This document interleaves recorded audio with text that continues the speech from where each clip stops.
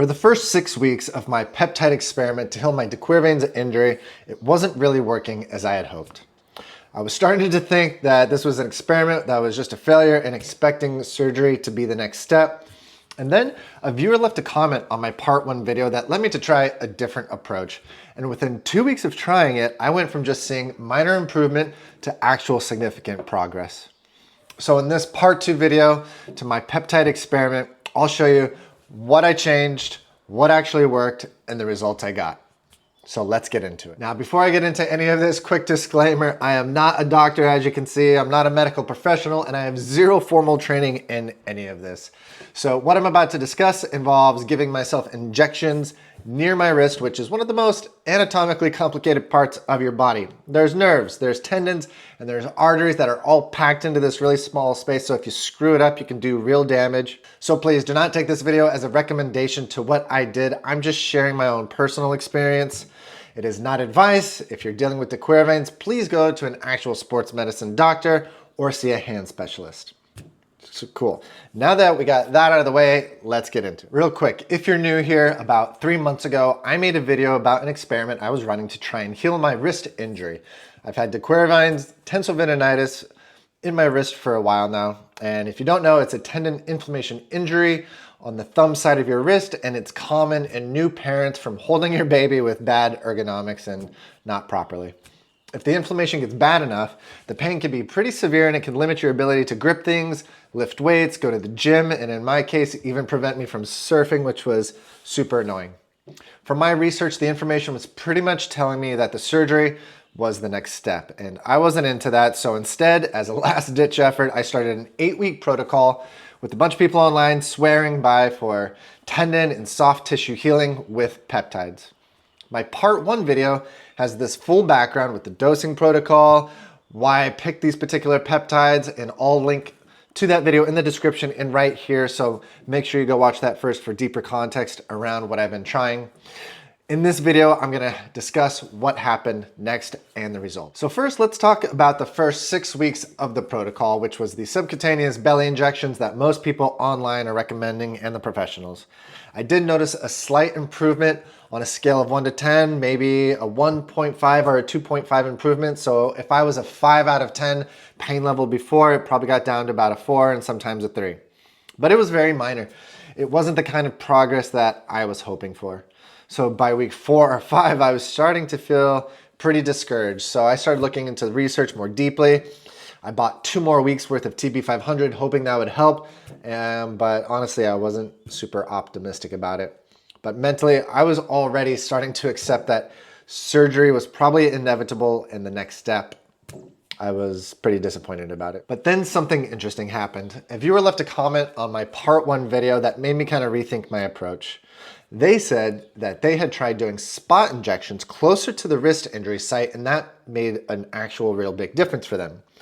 However, they also said that they were injecting in a different spot than the actual tendon site where the pain is. They were doing it in the fatty pad between your thumb and your index finger, right here where this fatty tissue is. Honestly though, I was pretty nervous about that idea. The thought of sticking a needle like anywhere near my wrist with all the nerves and tendons packed in there was pretty nerve-wracking to me. I'm not a medical professional, I have no training, so the risk of me screwing it up and doing any real damage around my wrist area was a real concern for me. But at this point, I was kind of getting desperate again, and I really wanted to avoid surgery and speed up the recovery. I'd seen a couple people online that had also tried this approach without any injury or anything bad happening to them, so I decided, what the hell, I'm gonna give it a try. I figured if I was careful, and I used a very tiny needle when I went in there, and I avoid trying to go too deep. I could go in at an angle right there. I could avoid any risk of nicking any tendons or arteries or anything like that. So how did I actually do it? I did not inject into the actual tendon site right here on the wrist. That was definitely a hard no for me. I didn't want to risk hitting a nerve or artery or doing any damage to the tendons. I picked a spot that was a little bit further away from the wrist. Like I said before, that fatty area between your index finger and your thumb right there. When you squish them together, you can get a nice big fat area right there. And so that spot was a lot more painful than the belly injections. The belly injections were very easy. This is more sensitive. So that being said, this method is definitely not for everyone. And just another disclaimer here. I want to say this clearly. I'm not telling you to do this. The wrist and the hand area is a minefield.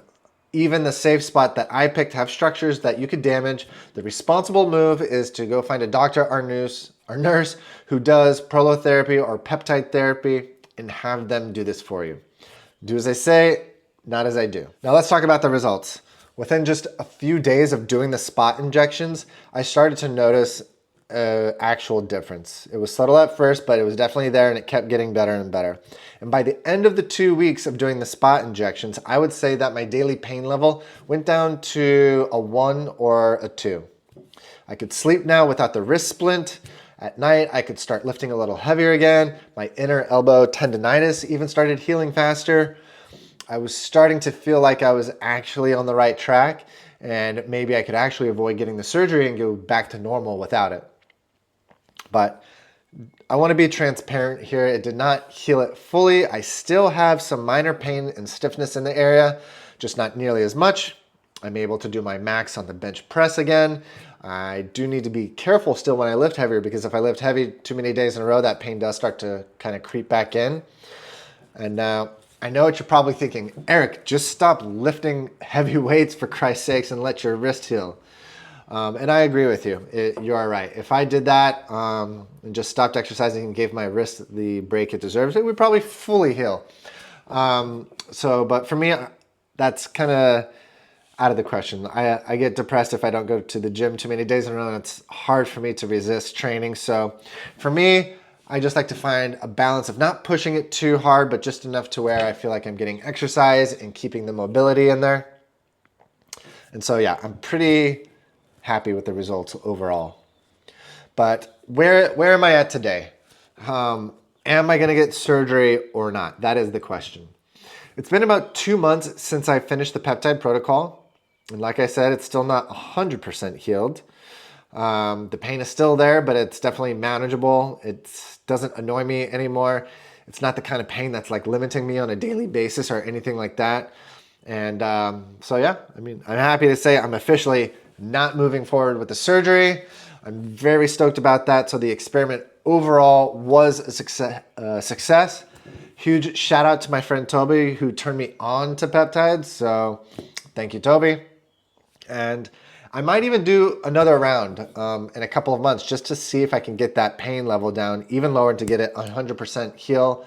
But for now, I'm happy that surgery is off the table and I can go about my daily life, go back to lifting heavy in the gym, and get back to surfing. So that's the update. If you've tried BPC-157 or done spot injections for Quervains, drop a comment down below. I'd like to know how it went for you.